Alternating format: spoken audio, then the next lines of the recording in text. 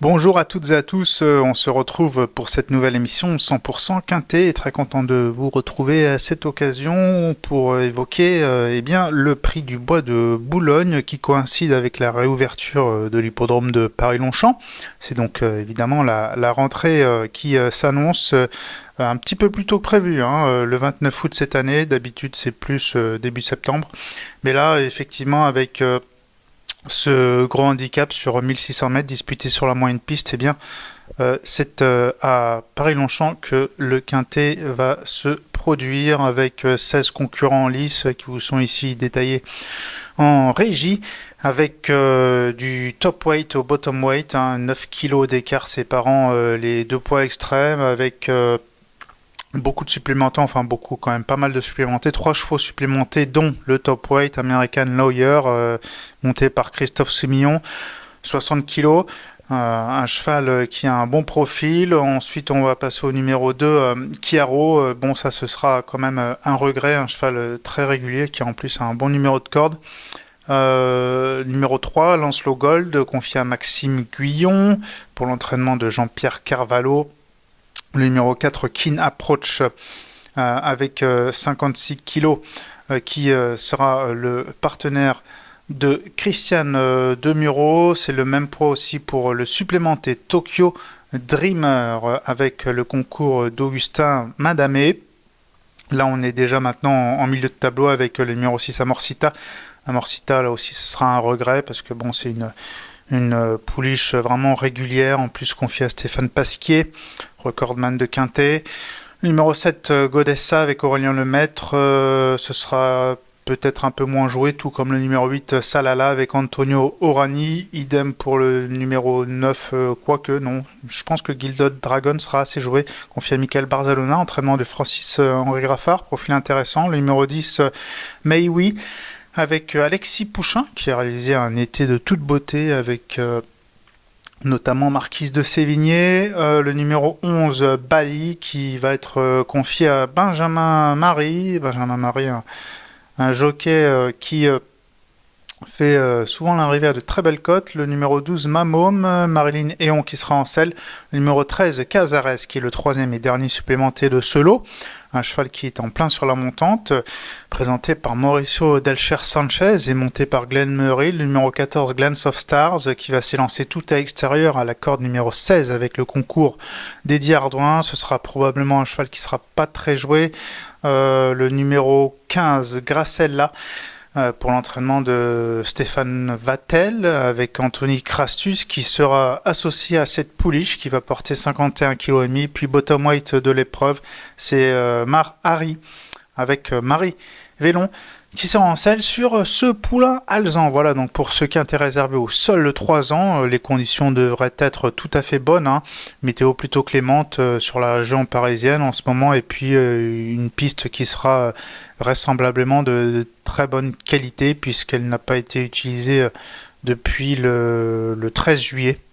Donc ça fait quand même un bon petit bout de temps, elle a eu le temps de se reposer, la piste de Longchamp, donc les conditions devraient être optimales. Maintenant, nous allons passer au papier de ce tiercé Quartier Plus Quintet Plus disputé jeudi 29 août à Longchamp.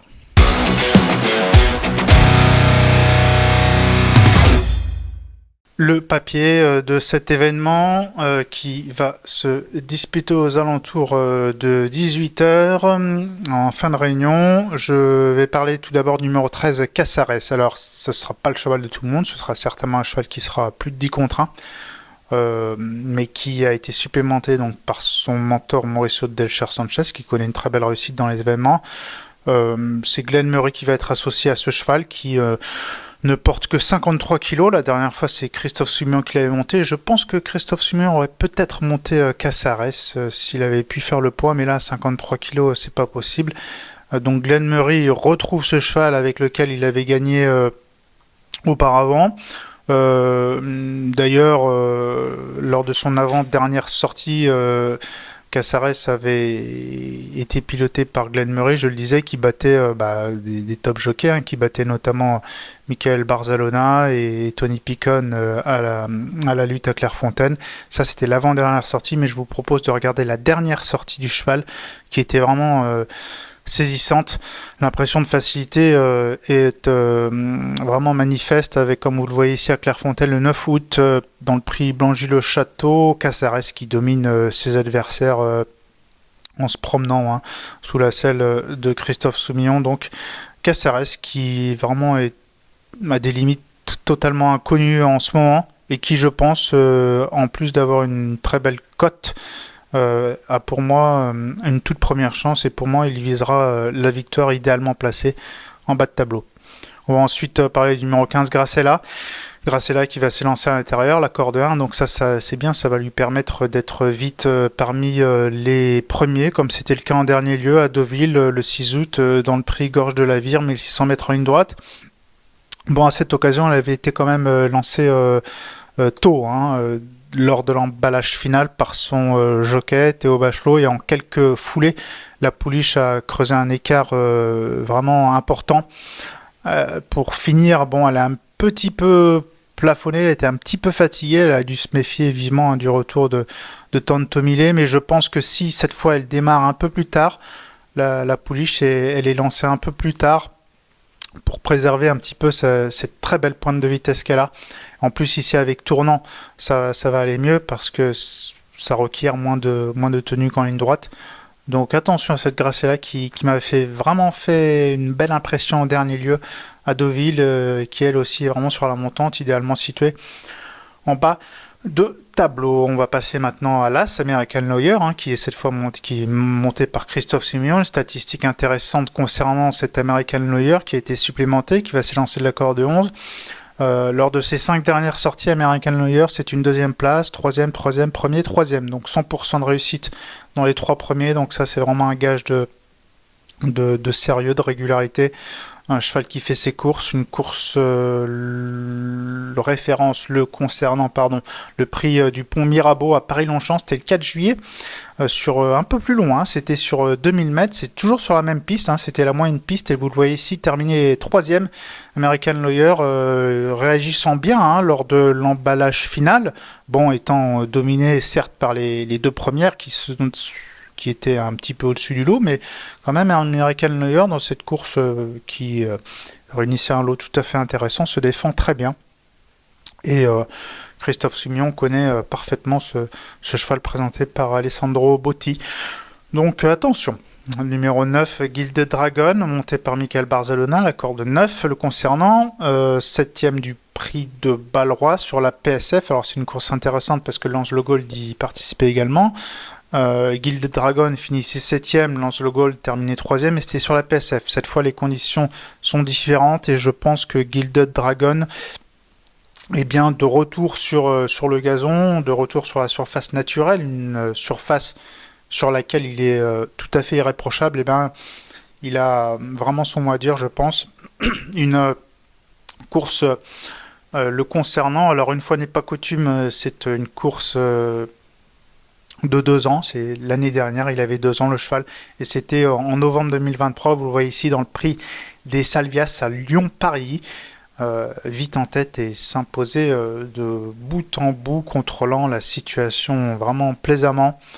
Voilà, sur gazon, je pense que ce cheval n'a pas fini de progresser, et il a un profil tout à fait séduisant, en étant pris à une valeur handicap qui me semble tout à fait raisonnable.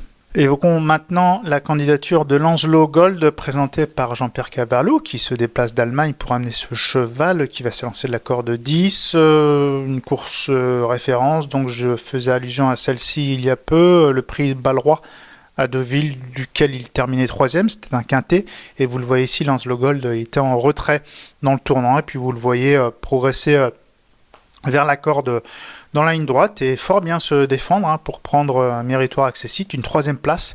L'effort a été courageux, c'est de bon augure pour ce Lancelot Gold qui montre déjà de la combativité et qui de retour sur le gazon a tout à fait les moyens de bien faire. Donc ce Lancelot Gold qui va être monté par la Cravache d'Or, Maxime Guyon qui lui sera associé.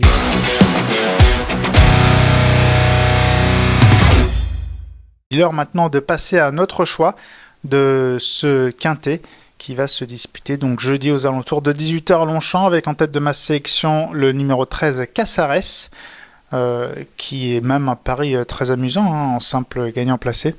Le 13 Casares, suivi du numéro 15 Gracella, suivi du numéro 1 Las, que je glisse en troisième position, American Lawyer, suivi du numéro 9 Gilded Dragon en quatrième position, et puis du numéro 3 Lancelot Gold, ce qui nous donne en chiffré le 13, le 15, l'As, le 9 et le 3.